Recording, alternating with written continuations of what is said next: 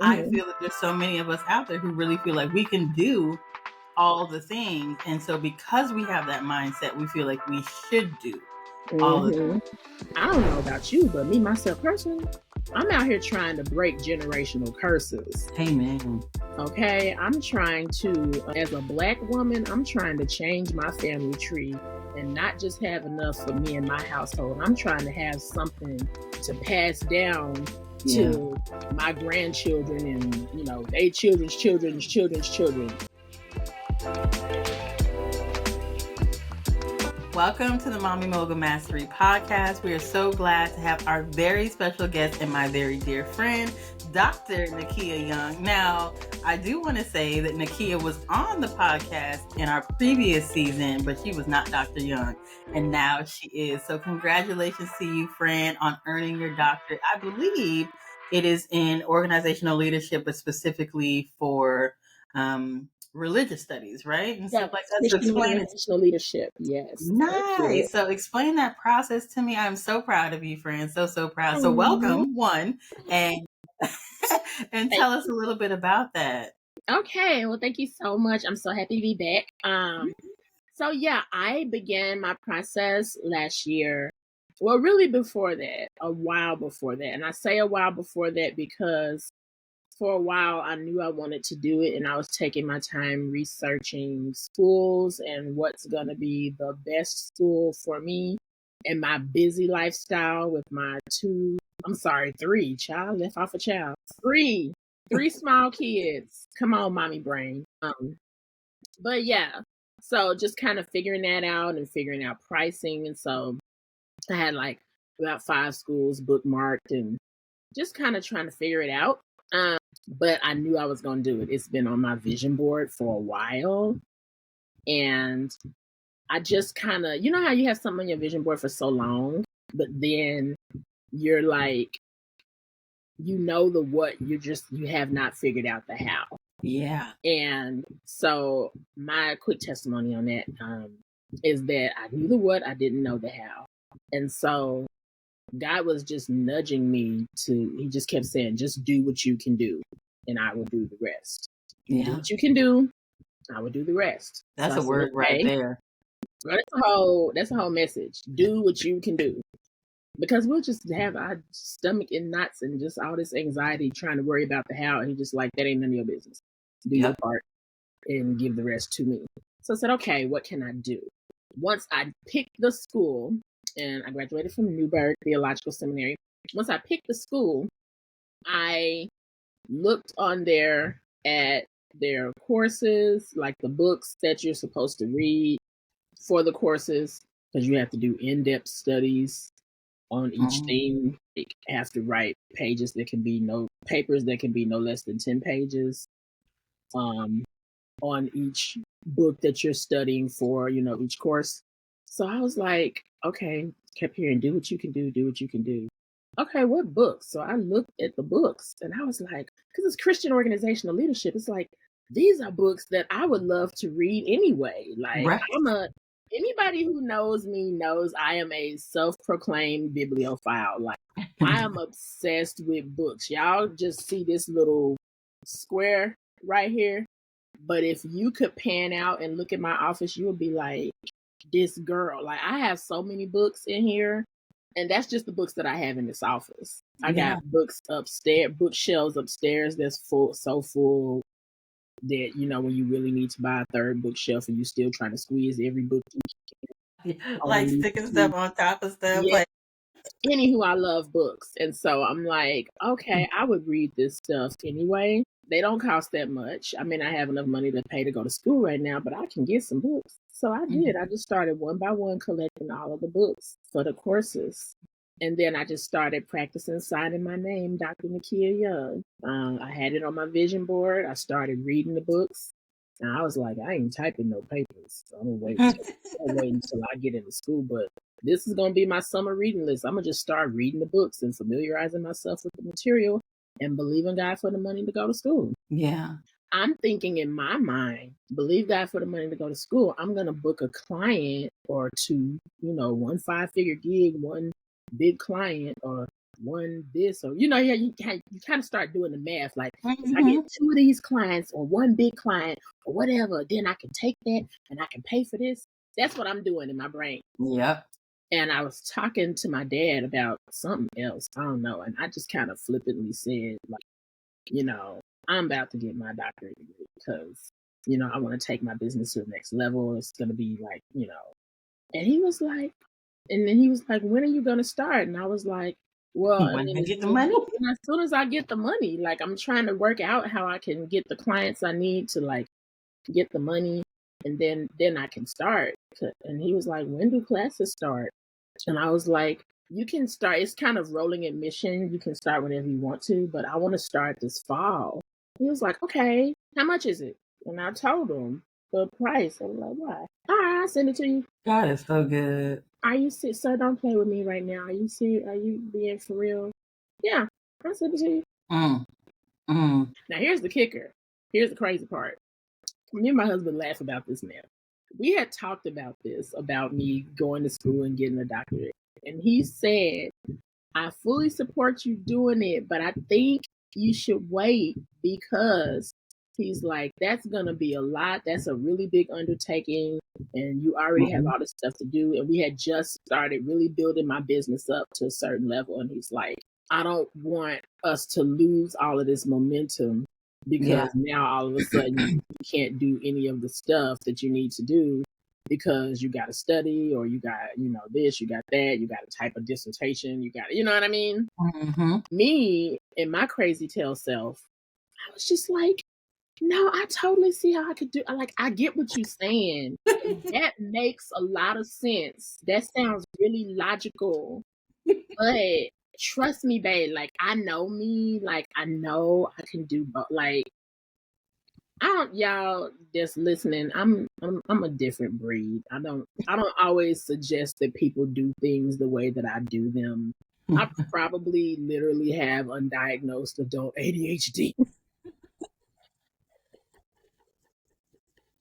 I'm never not doing a bajillion things at once. Okay, basically. So long story short, I ain't listened to him, and And went ahead, did it anyways. Almost I lost your was mind. yeah, I was like, I just felt like if I just get the process started Yeah. and I can do really good at it, and by the time I tell him that I'm even doing it, I'll be like halfway done, or like most of the time be like, hey, look, see, I told you it was not going to be that bad. Who thinks like that about getting the doctorate? Nakia Nicole Young, that's who. But truthfully speaking, you are not the only one in that boat. There's a lot of, I think that's just how we are as like very high functioning and like Mm-hmm. high achieving women, is that Yeah. we feel like we can do it all, right? Mm-hmm. I think it was Sarah Jakes in her recent book, Power Moves. She Yeah. actually talks about, she says, my toxic trait is that I think I can do anything.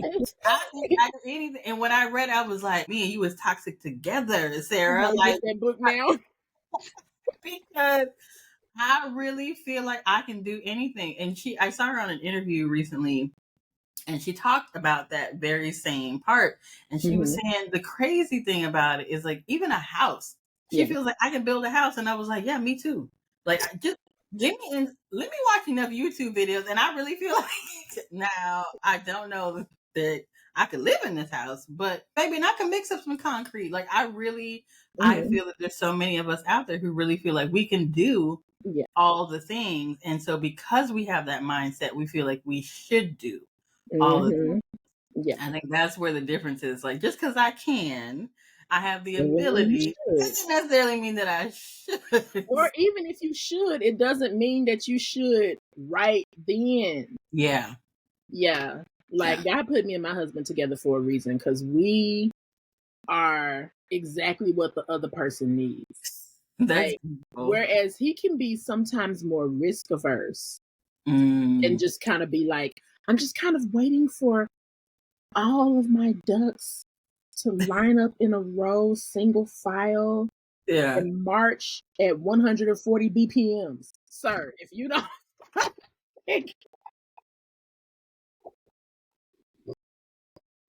No. So I like over our years of being married, we've been married like 15 years. So over the years of our marriage, I have helped him a lot with not stepping out and taking, and he's excelling in business and everything, and in personal life and stuff. Yeah. So where is his, like, if he had a toxic trait, he would just be like, sometimes I may want to play it safe too much. Right. And then guy have him marry my crazy tail.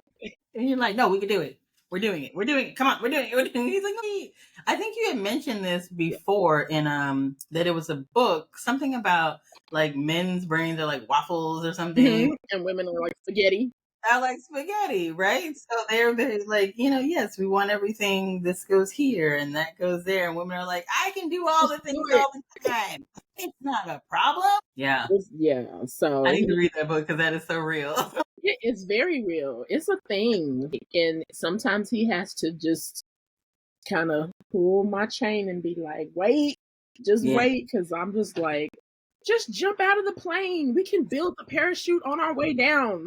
Oh my God. That what you're talking about with having that balance in the relationship, that's kind of what brought you to this idea and this thing that you've been pushing forward this year of like commanding your time. Yes. You actually thought it through. Your husband was working on the presentation for you and he was like, babe, you got something. So another thing is like, the spaghetti brain is that we're visionary, right? We're always thinking big thoughts. And sometimes we don't realize when we really have one to like, okay, let's pull that out and do something with it, right? And so that's a nice balance. So as we're talking now about commanding your 24, it started out with like commanding your year, commanding your day, but now it's evolved into a whole like universe of commanding you. So talk me through that. I'm very interested. Okay, so I have an online course. Yay! And it's called Command Your 24, and the website for it is commandyour24.com. But basically, it's about what inspired me to make the course was, and this is a fun nugget for y'all. Anybody who's starting out in business or been in business for a while, even things that we do on autopilot that just come naturally to us. There's money in that. Yes. Seriously, things you're just naturally gifted in, you do it and you make it look easy. People will pay you for that knowledge. Yeah. Because people need help in that area. So this was one of those things, like anytime I set my mind to a goal, I go after it and like crazy and achieve it. And that's gotten me a lot of haters. Well, they're just going to be there. I mean, that's just going to be there. Gonna be there. But for people who I don't know who's paying them, but keep doing your work. Right, child, Lord. They don't never miss a day off. Girl, no. Man. But that for every one of those, there's been people who are not insecure who will say, hey, I really admire how you did such and such. How did you do that? Yeah. Which I'm all about. Let's go. How can I help you? What's your goal? Let's get it. So many people kept basically doing that. Yeah. So I was just like, okay. There's something here. Yeah, there's something here. And I never thought about, I'm just out doing stuff. So I never thought about like, what's my process? And so I wrote down all the steps to the things that I do. Yeah. When I get an idea in my head, I get a vision in my head and it won't turn me loose. And I just plow through and get it. And I'm like, how can I make this make sense in a course form so that other people can do it and take command of their 24 and smash their goals? And 2020, Command Your 24 has like a double entendre because we're in 2024, but it's really about commanding the 24 hours you have in a day, because you may not have as much money as the next person. You may not have, whatever. You may not be in a certain tax bracket as other people, but regardless of what tax bracket you come from, what background, what degrees you have, whatever, we all get the same 24 hours in a day. Yeah. It's not like Bill Gates gets 48 hours and, I only make this much, so I only get 12 hours. No, like God gives us all the same 24 hours each day. Success belongs to the people who are able to take command or steward the time that you've been given Well, Yeah. so time and money have this one thing in common. Like once you spend them, it's gone. Now, unlike Yes. unlike money, unlike money where money you can do some things and kind of try to make some more back. Time, once you spend time, you can't make that back. Like that's it. Yeah. That's it. Like And if you you really don't, have to assign it a yes, role. you You have really to do. assign it a role, or it will be gone like a fart in the wind. And I know we've all experienced, just thinking we got all the time to do something, and we look up and it's noon. Like, dang, Yes. going so fast.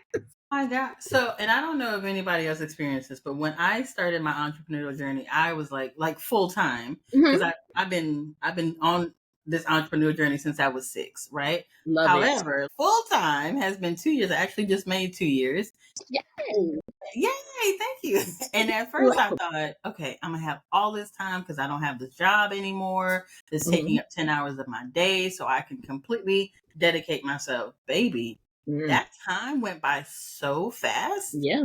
because I didn't realize one, all the little things that you have to do as an entrepreneur, all like Mm. just trying to figure out what platforms do I use for CRM? What platform do I use for email marketing? What platform do I use to build sales funnels? Right. And then every time you figure out one of those programs, you got to learn how to use each specific one. So that takes up time. Yeah. And I just thought like I was going to have all the time in the world. And boy, was I mistaken. Man. Because when the time came, it went by so fast. Next thing I know, I'm sitting in line to pick up the girls from school. Like they homeschool now, but Mm-hmm.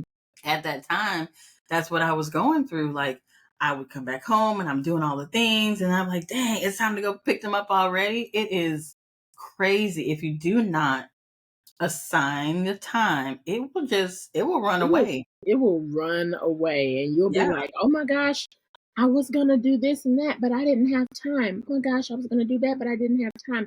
Yeah. And we all have time. It's just, are we managing it well? Yeah. So I talk about how to manage your time in the course. I talk about how to set a vision. I talk about the mental stuff you have to get your mind right and all that. It's like an 8-week course. Yeah. So it's designed, I'm saying it's an 8-week course. Once you buy the course, you could take it at your own pace. I Right. don't recommend you just fly through it in a whole weekend and stuff. You're not going to get the most out of it if you do it that way. Yeah. And then are you really applying all of the things that Right. you do that way? Yeah. Um, Yeah. Just take it. especially with the mindset. Mm-hmm. Because I got a whole workbook for you in the course with homework exercises to really make sure you're processing the material Yeah. and applying it. And then I do weekly check-ins Okay. where, if you have any questions, it's like my office hours. Yeah. So you doing the learning on your own, but on Monday or Tuesday or whatever day we set, you hop on. I just hop on the Zoom with you and Hmm. ask you, did you have any questions? What things went really well? What were some things that made it really hard to work on Yeah. this one this week? We just kind of check in. Yeah. And it sounds like it sounds like you built in accountability, which is really Mhm. great.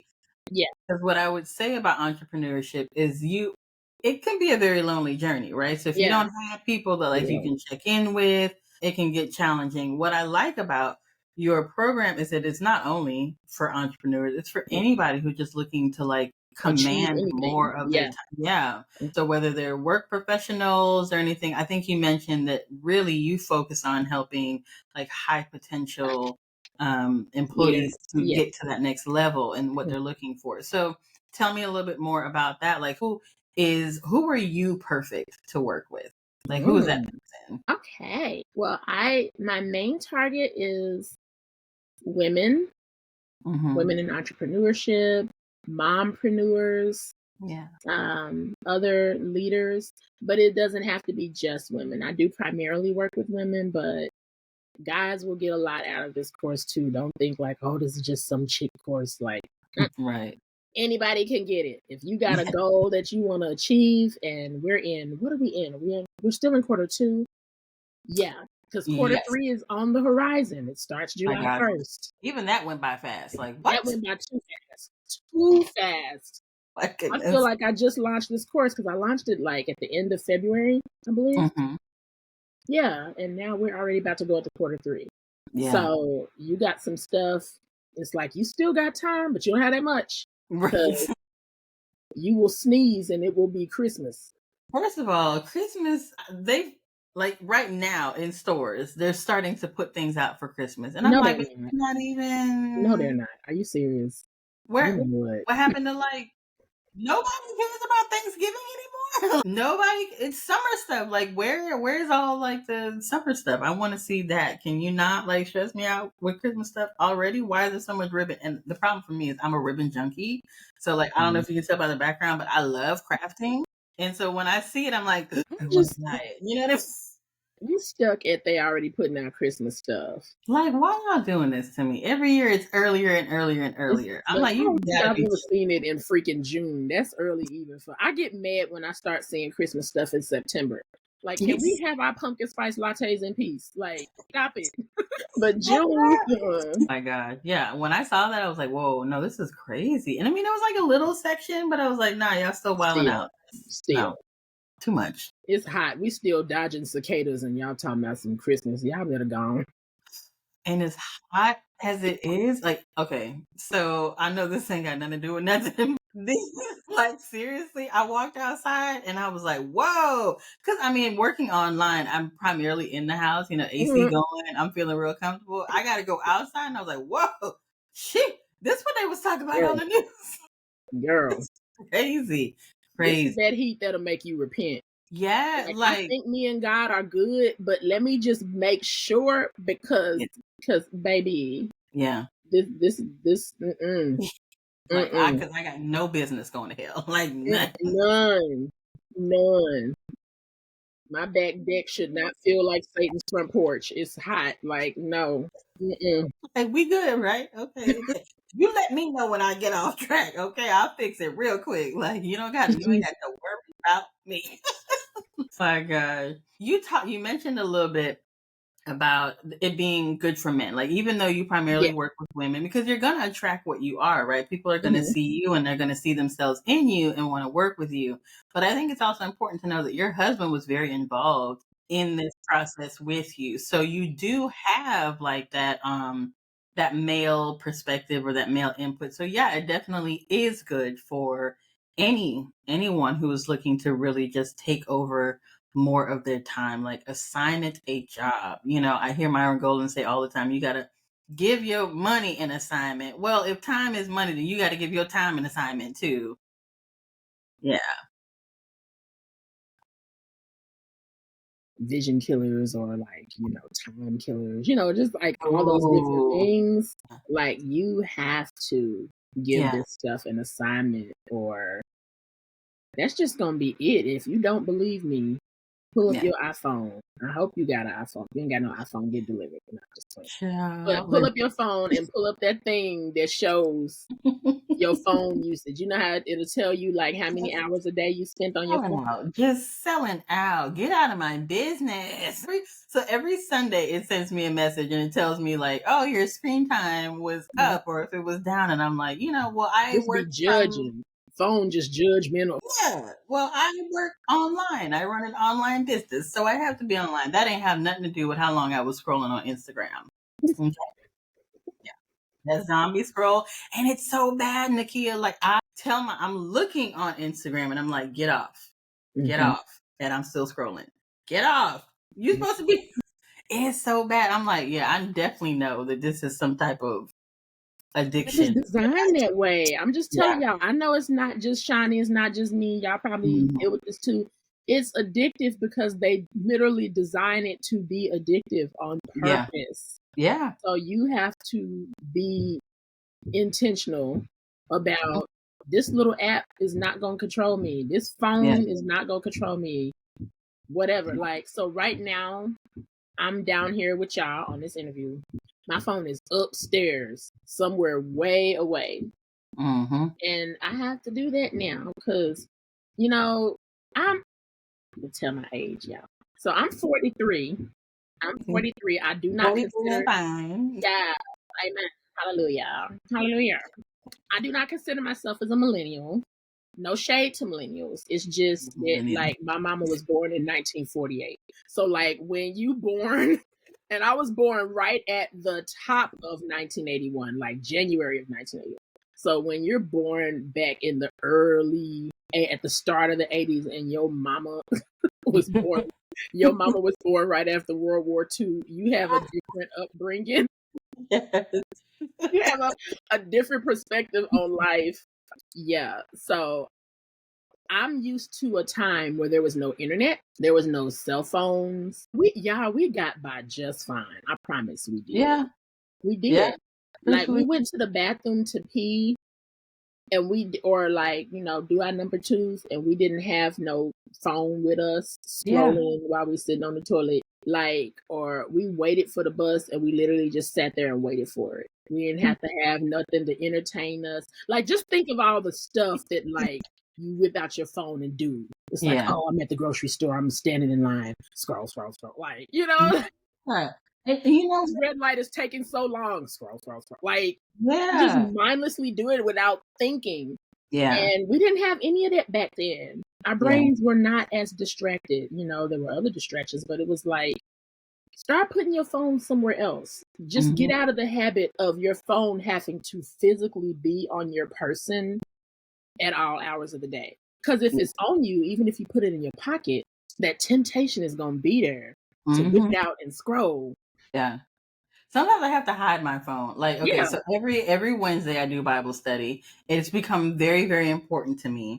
And I make sure that I put my phone, like, first of all, I got to flip it down so I cannot see the screen. And I literally will like tuck it under a pillow on the couch so that I can't see it. Because it is like, it's a habit now. Like, just every time I see it, I touch it and open it. Yeah. First thing I check is my email. Like, baby, who cares, right? Like, check your email like maybe 3-4 times a day, but checking it every time I touch my phone is wild. And then like I'll want to go on Instagram. Like, baby, you in church right now? Can you put that thing away? Like, this is time for you and God. This is not time for that. So what I've found that helps in the morning before I just start like scrolling online, I won't even look at the app. Yeah. If I open Instagram at all, it is over. Like, that's going to be 30 minutes to an hour of my life. So I just don't do it. I just don't open. I'm like, no. And I literally will like put it down, put it away because it gets so bad. And then YouTube too. YouTube be trying to give me shorts. My gosh. YouTube is the worst because I'm like a nerd. I love to learn stuff. I love teaching and imparting it to other people, but I also love learning from others. So I'll be listening to personal development and business podcasts and stuff, which is fine, which is totally fine, unless you like just don't be paying attention and you've been listening for like 5 hours. Supposed to be doing other stuff. I even have to put parameters on that, like how much. But that's the thing. That's what we're saying. Like if you don't plan it out, you would just be doing stuff and don't realize it, and you look up and half your data went by. So, like, how many hours am I going to dedicate to personal development? How many hours am I today? And then do that for each day of the week. So now you have a set amount of hours for personal professional development. You have a certain amount of hours for this. But like, go ahead and plan it out, and I show you how to do that so that your time does not slip through your fingers like water. It's okay if people cannot do it on their own. Like for me, I could not, right? I didn't know like how to plan out my day. I had running to-do lists all the time, which I still do have a to-do list, but now I at least assess, well, of these things, what can I realistically get done this week? And where do I need to put those things on my calendar? And my friend actually helped me like sit down. She's an amazing executive assistant. And so that's what she does, is help people organize their day. And she helped me like figure out, well, here we're time blocking for this with the homeschooling, we're time blocking for that, all of that. So it's okay if they need help. And this is why your program is so important. Like, go get the help you need. Nakia just laid it all out for you. You know what I mean? So go sign up, and it's reasonably priced too. It's not, you're not trying to kill people. You're not trying to knock people over the head, to do what they need to do. You really are looking to serve and make an impact, and that's beautiful. Yes. Especially with that built-in accountability, because I'm sure they can jump on a call and be like, hey girl, so this week was rough. Went through that time management section, and I was struggling. Oh yeah, so they can get the help that they need. That's awesome. It's awesome. And I did it because I was managing my time. People will always ask me, like, if they catch my podcast or something, they say, how can I work with you? How can I work with you? Because I'm also a homeschool mom and I'm doing all these other things, I don't really always have time to take on individual clients. Yeah. So I made a course and I put everything in the course. Yeah. And you take the course on your own time. Mm-hmm. You just have the week check-ins with me. And if, it's not, I think I had on there, like, it's every Monday we do it at this time. If that time don't work for you, then we can put your weekly check-in on another day. You know what I mean? Mm-hmm. Mm-hmm. But it's just like I'm following up with you to see how you're going. But, you're processing it on your own to your liking. Yep. And it's, to me, it works out better because individual life coaching sessions are expensive. It comes out more expensive. Like, if usually life coaching sessions start around $150 to, and there's so many different tiers of coaching. They can go upwards of $200 depending on what kind of coaching you're getting, because especially when you get into executive coaching, it's a lot more. Yeah. So multiplying that by 8. Mm-hmm. You're gonna, it's an investment. You're investing in you, you're investing in your dream. But by me doing it as a course where you do it at your own pace, I was able to charge far less than it would be if you just pulled 8 individual sessions with me.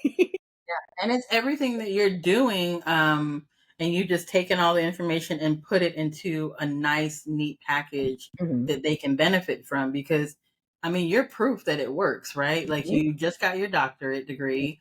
You are a full-time, mom and a wife, and you homeschool your children, and all of your children are under the age of 8. Right? Yep. So you're doing all of that and somehow finding time to, like, make it to bed at a decent hour and do all the things, so you are proof that these strategies work. Yeah. So people definitely need to take stock of it. Like go, what is it? Commandyour24.com. Like, yes. go to the website and get a friend to sign up with you, because then we have like an online community. And you can talk to, everybody can get in there and talk about things. We can have a little forum and chat. So the more the merrier. Yeah. And then they have accountability. Like, I know if I'm doing something with my best friend, I'm like, girl, did you do it? Yeah, girl, I did it. You didn't do it. Because I know you better know you didn't do it. Let's show me. Show me. You know what I mean? And then you do it together. Yeah, it's so much more fun that way. So, like, grab your bestie, be like, girl, so I signed us up for this thing. This is what we are doing. Because we could all use a little bit more, time in our life. But it's not just about that. You also mentioned that there's some mindset things. So without getting into too much detail and giving away too much in the course, like, what's an example of what that mindset shift might look like?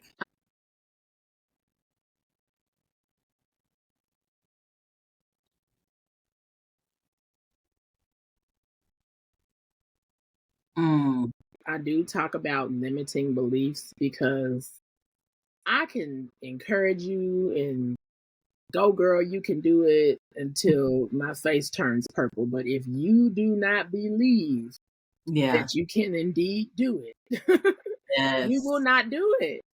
I have seen it too many times. And then don't be trying to blame me because you ain't do it. That was you. I gave you all the stuff. Why I gave you the tools. You didn't do the homework.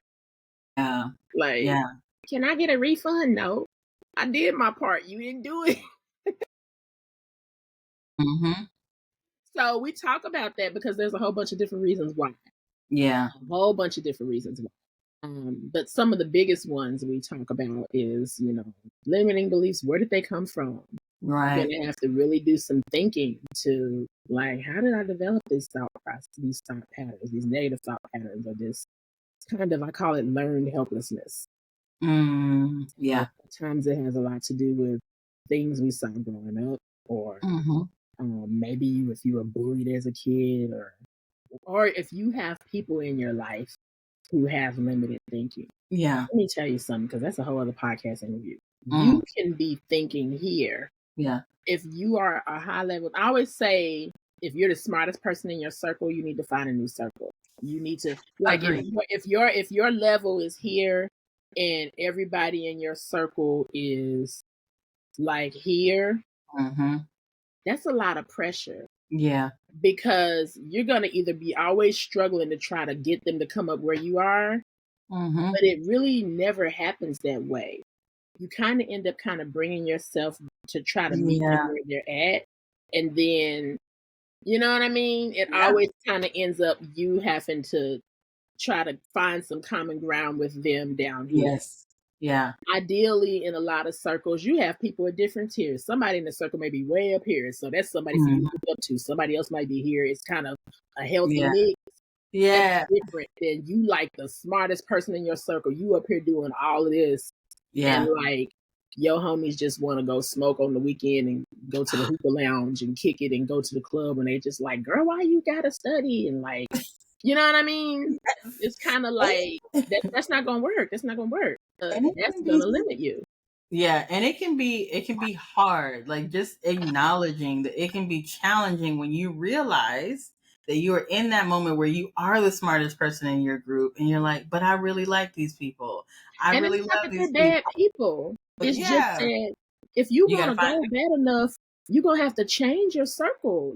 That don't mean, I'm too good for these people. I'm not going to speak to them no more. That's not what I'm saying. But you know what I mean? Like, you're going to have to start to be intentional about surrounding yourselves with people who can speak to where you're trying to grow to. That's the thing. Yeah. You know what I mean? So you may still spend time with people that are not, like at your level that maybe, but you're gonna have to manage that time. If that time is too much, that limited thinking is going to rub off on you. Yeah. It's going to. That's just a fact. You can just it's gonna rub off on you. You whether will you want it to or not. Your environment will definitely change you before you change it. So even the Bible says that. Like, it says, be not deceived, bad company corrupts good manners or good morals. Yeah. That's right. You're also a minister. We cannot forget. There's that. And a singer and an actress and a model. Like, I'm so inspired.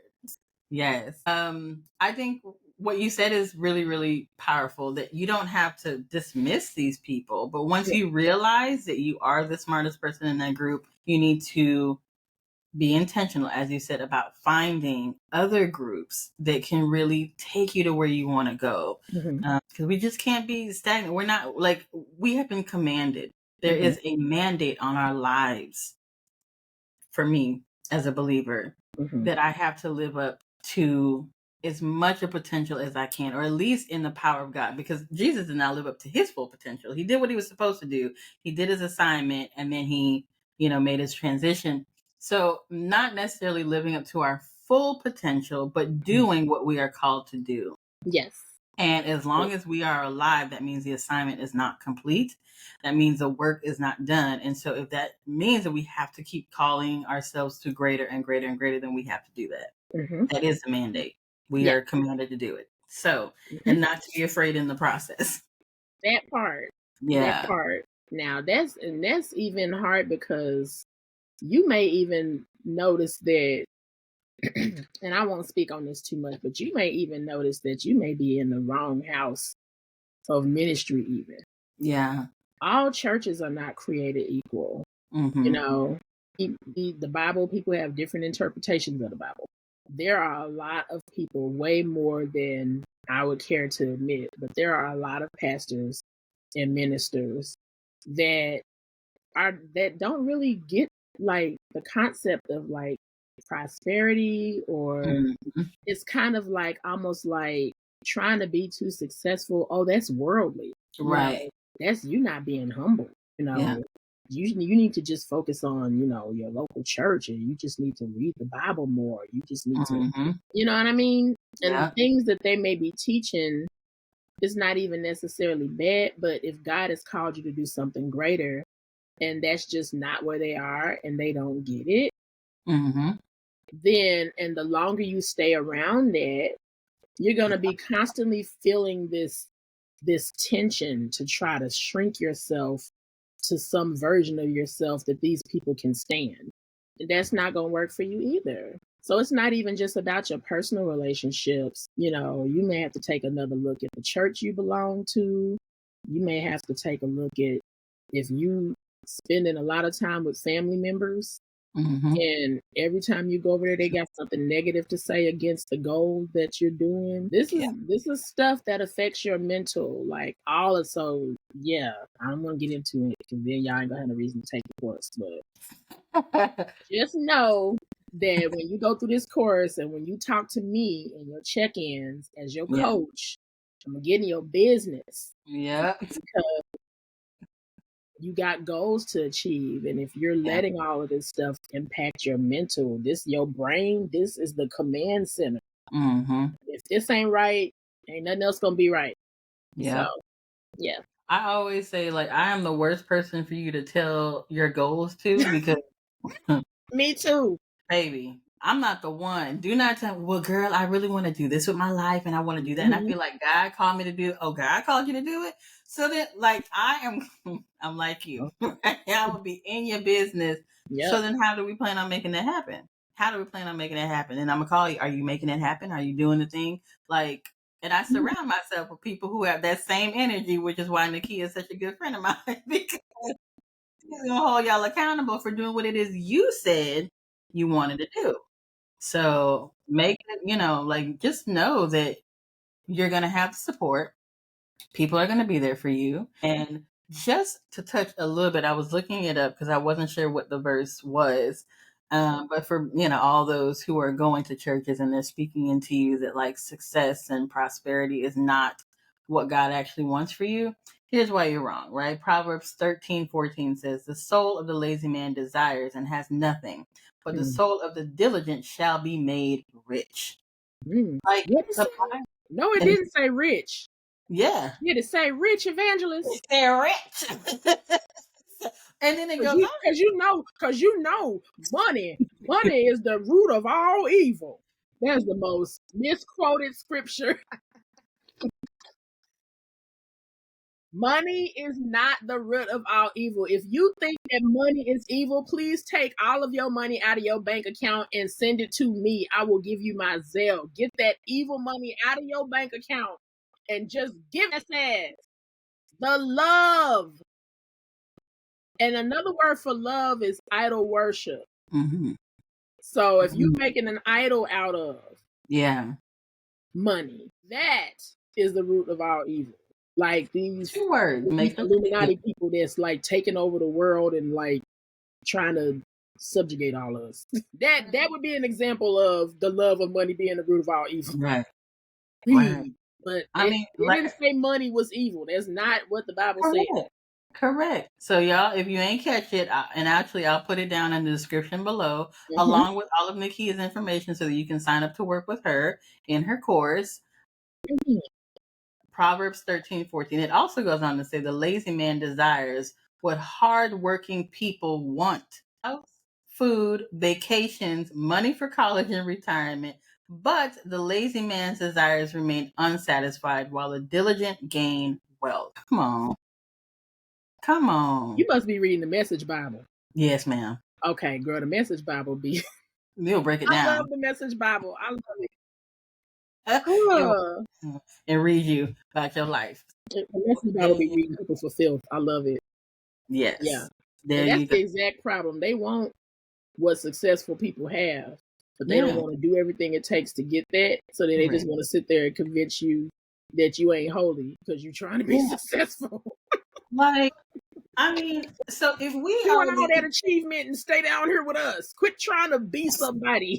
Who do you think you are? Like, I don't even understand. I don't understand. If we are, like, it's a very real possibility that we are the only version or representation of God or Jesus Christ that people will see in their entire lives. They might not ever step foot in the church, but they might meet you, they might meet me, they might meet whoever's listening and say, wow, I can see so clearly that God do not play about her. And that might bring them to God. You know what I Yeah, mean? Like that might be the thing that brings them. So if I am out here stressed out, not making any money, like, not feeling centered or even complete, then how are they going to believe that God is doing anything in my life?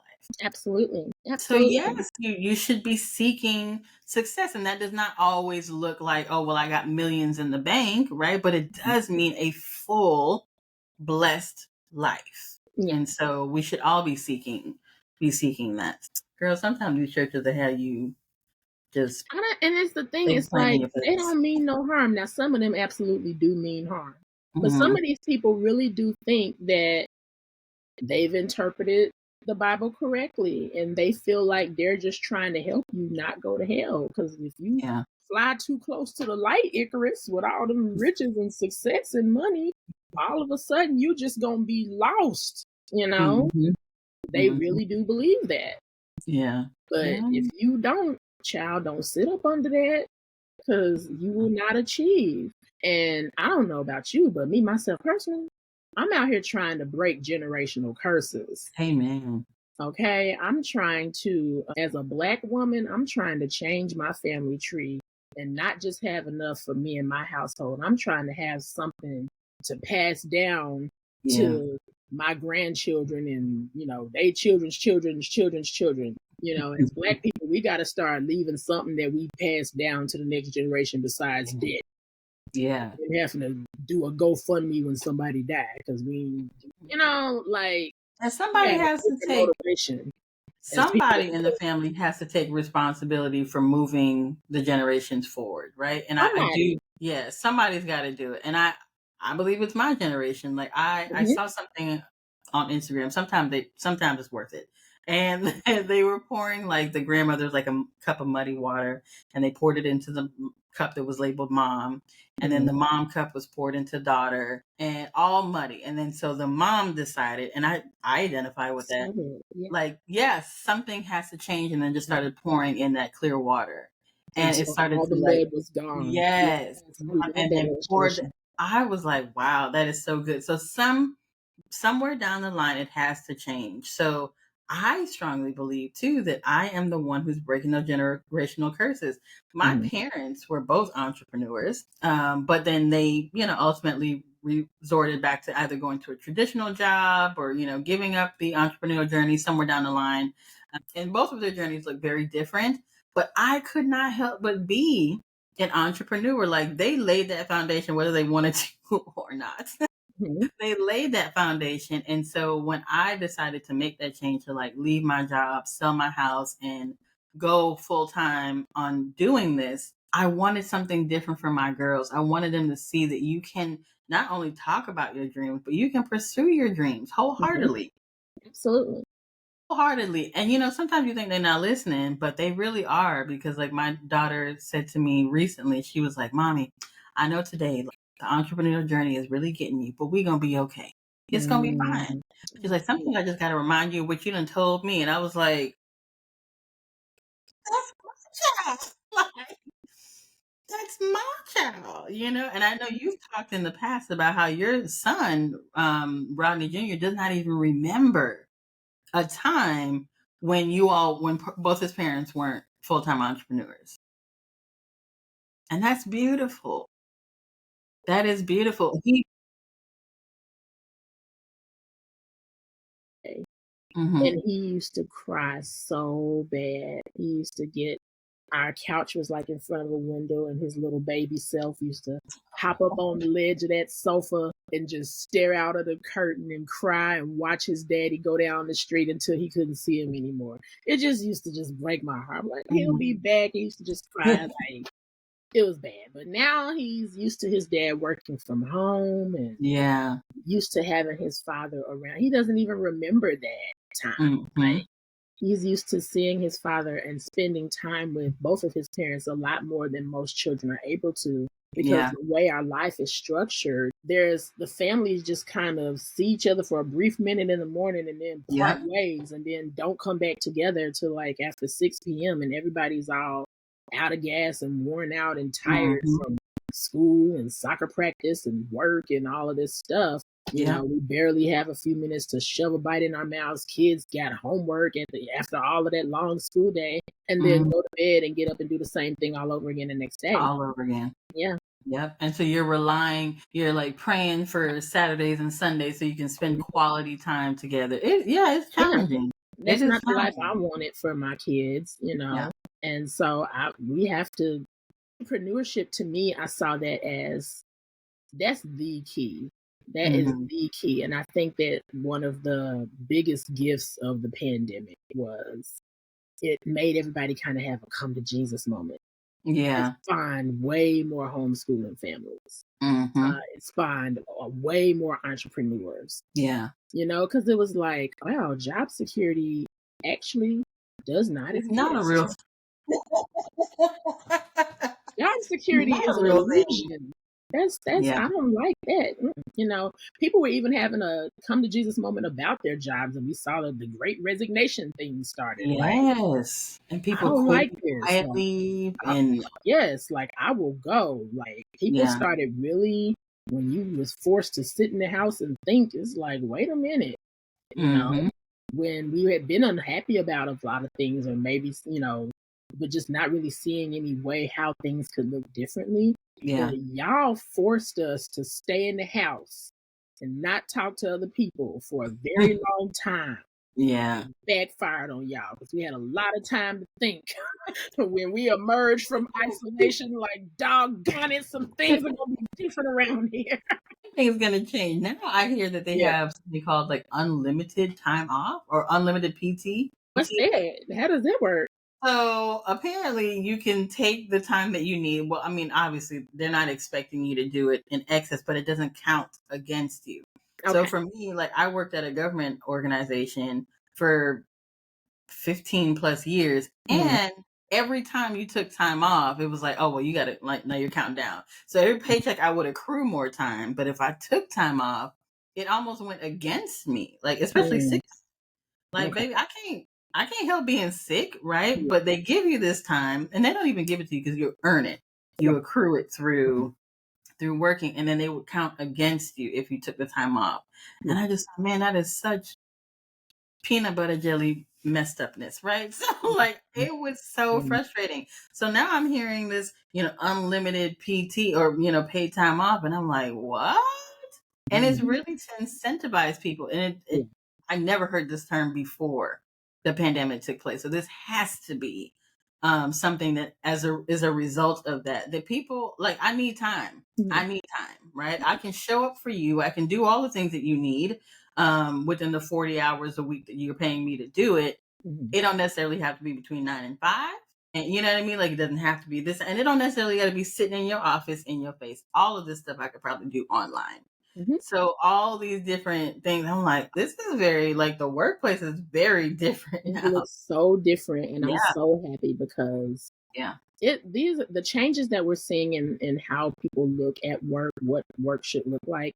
These changes should have happened so long ago, yeah, and we all would have been so much the better for it. But and then if your job still hasn't changed, that's when looking at entrepreneurship. To me, that's like the out. I love the freedom that we have as a family. yeah. Like next week we are going on vacation, and we don't have to ask anybody's permission to go anywhere.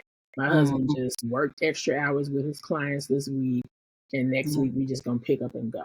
Like we've done that during the school year. It's just like, okay, we're gonna add extra lessons the days leading up to, get your work done early, and next week we mhm. leave. And I don't have to ask anybody if I can take my child out for this many days. Oh well, it's got too many absences, and the ISAT is coming in and did this and the dad, and we just go, Yeah, and come. Like it's a wonderful thing to have. Our yeah. family relationships are a lot closer.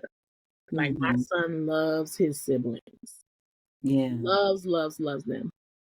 They just love each other. It's really fun seeing them interact. But I don't think that the closeness that they have would be there if they spent most of the day in separate classrooms or separate schools, even not seeing each other except for a few minutes in the morning and a few minutes in the evening. So And there's no cap on your salary. That's the part I forget. There's no cap on your salary. No matter how hard you work at a regular job, it's like your paycheck is gonna be your paycheck. Yeah. But with entrepreneurship, there's not a cap. So I love that part of it too. Yeah. I don't think I ever, if I wasn't a full-time entrepreneur, I don't think I ever would have considered homeschooling my kids. And they were older, so we've been homeschooling for a year now. My girls will be in 7th and 8th grade this coming year. Okay. And so I took them out 6th and 7th grade. Wow. First of all, the heck was I thinking? Like, they have been in school for so long, so we really had to go through that process of deschooling, and really getting them to a place where they were like, okay, yeah, we're comfortable with this. I asked, this is such a proud moment. I asked my daughter, my oldest, the other day, because she was our social butterfly. She wanted to talk to everybody and do all the things. And so that was her favorite part about school. And I asked her, I said, so you want to go? And, have you thought, like, maybe I want to go back to school? She's like, oh, no. And I was like, yay, I'm doing something right. Like, I'm doing something right. But I never would have been able to do it. And it is the best thing for my children. I'm not saying homeschooling is best for every child, but for my children, it was the absolute best thing to do. Hands down, one of the best decisions I've ever made.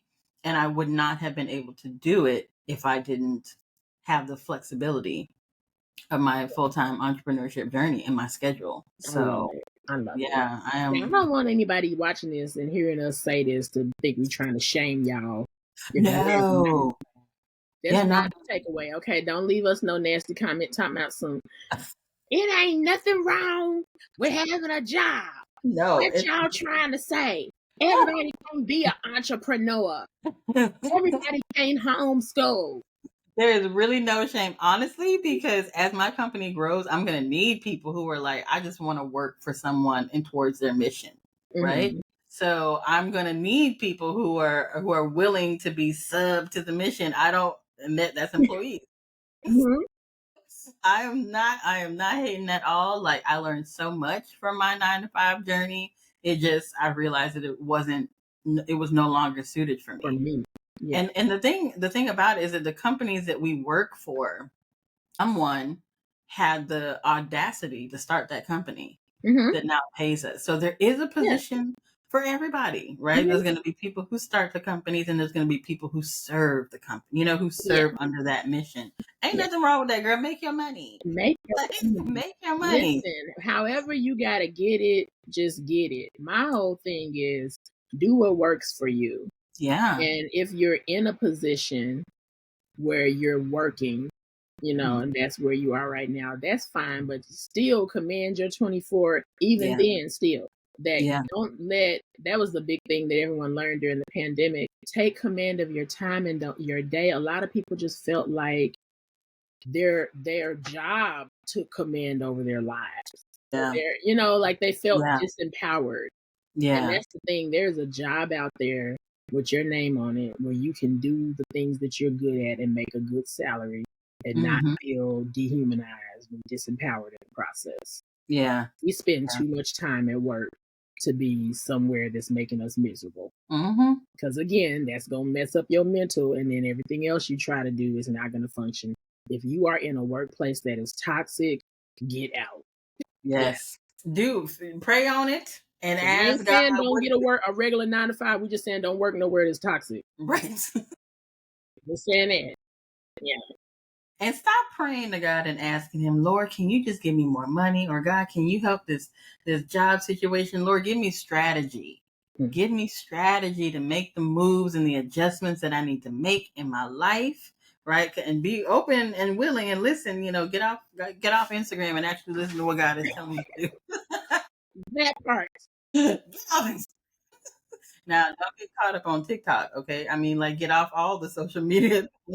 Well, she said get off Instagram. So I went to the YouTube. No, baby, like, get off, come up off all of it and really spend some time with God. Pray on what you got to do and find you a position and a role in your life that makes sense for you, that you feel like you are in purpose for, and all the things. And Miss Nakia will help you figure out your time. Yes.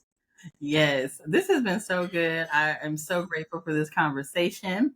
Thank you. Thank you again. Yeah, thank you so much for being on. And we will, before I forget, make sure that you check the description box, or if you are listening anywhere the Positive Cast is, check the show notes. I will leave all the information on how you can get in contact with Dr. Nakia Young. And we will see y'all in the next episode. Nakia, is there anything else that you want to say? Didn't really have anything. Oh, my business is called victoriousliving.solutions.com. So you can, well, it's called Victorious Living Solutions. So you can find it at, there you go, victoriousliving.solutions.com. And you can find me on Instagram at Victorious Living Solutions and also at Dr. Nakia. I have 2 Instagram pages. I'm on TikTok, but y'all, I'm an old auntie. So I'm still just trying to figure TikTok out. Yeah, like imagine, your mama or somebody trying to let me see what the kids is talking about now. That's me trying to figure out TikTok right now, but I'm gonna do some more with it in the coming months once I get it figured out. That's pretty much it. I have a podcast by the same name, Victorious Living Solution. Thank you so much.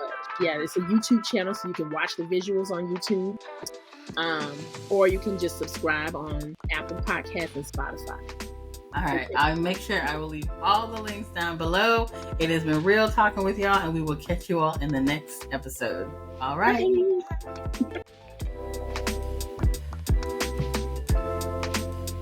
Bye.